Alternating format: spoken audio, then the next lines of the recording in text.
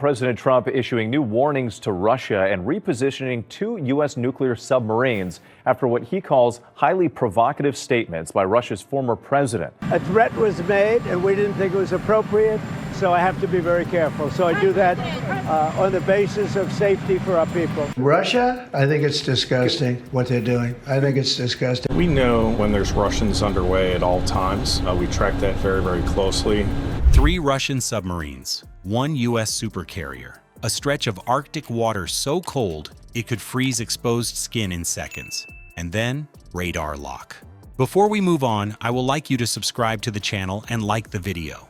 This wasn't a scheduled drill or random interception. It was a deliberate test of nerve and technology. But the ending didn't come from missiles or torpedoes. It came from one decision in the Ford's Combat Direction Center. To understand why the trigger stayed cold, you have to see how this standoff echoed a dangerous encounter in 1984. At 0749, the combat systems aboard the USS Gerald R. Ford registered an unmistakable signal. The Russian destroyer Admiral Lutsenko's fire control radar had shifted from broad surveillance to a tight, narrow beam aimed directly at the carrier.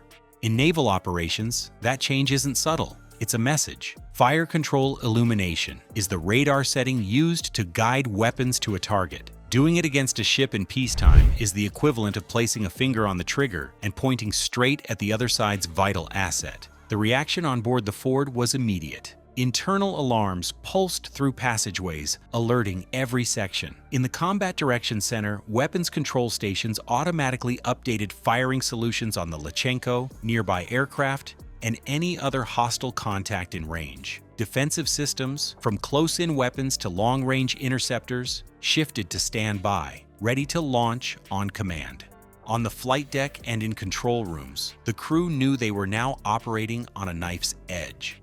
The red line had been reached. In practical terms, a wrong signal, an incorrect interpretation, or an overeager weapons officer could have set off the first large-scale surface engagement between major navies since 1945. The radar lock wasn't an isolated act.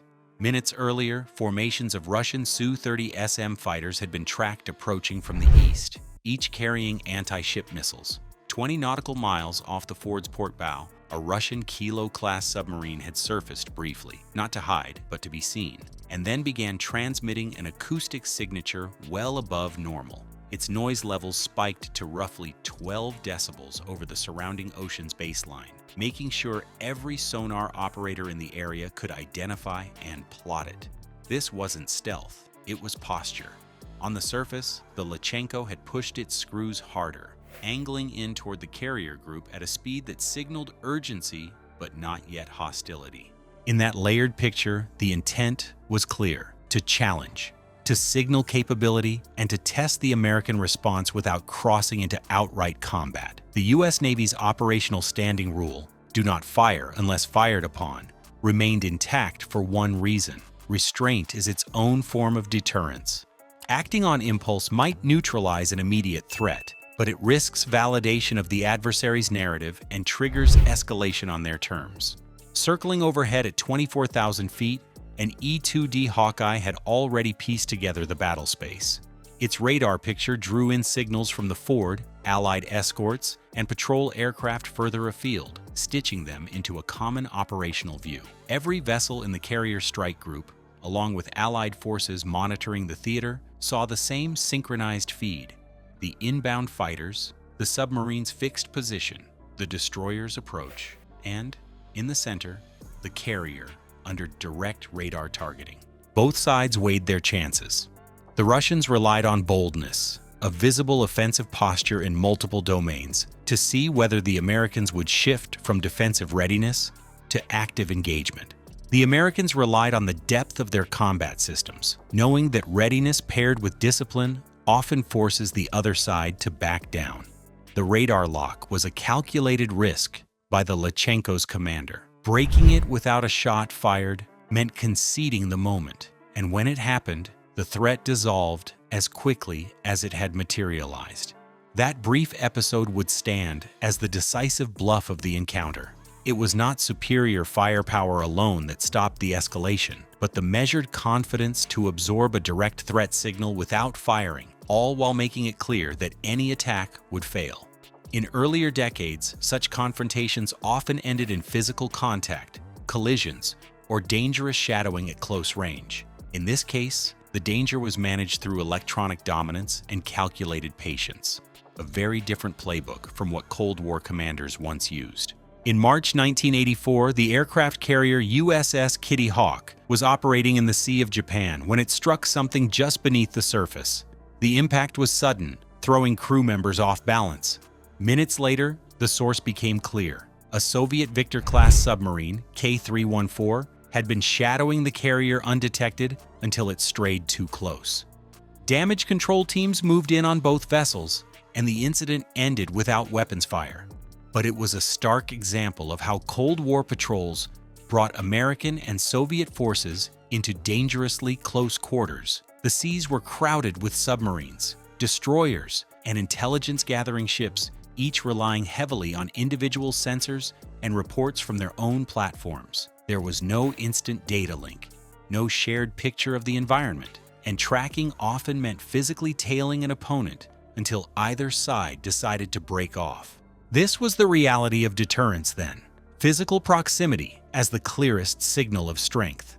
Surface ships would cut across the bows of adversaries. Submarines would surface unexpectedly in their opponent's shadow. These moves sent deliberate messages, but they also increased the chance of accidents. Both sides understood the risks, yet the tools to avoid them in real time simply didn't exist. A carrier group's awareness was confined to what its own ships and aircraft could see or detect at that moment. Fast forward to July 2025 in the Arctic. The USS Gerald R. Ford's strike group faced a Russian force in a standoff that decades earlier might have escalated into dangerous close-quarter maneuvers. This time, not a single hull touched another.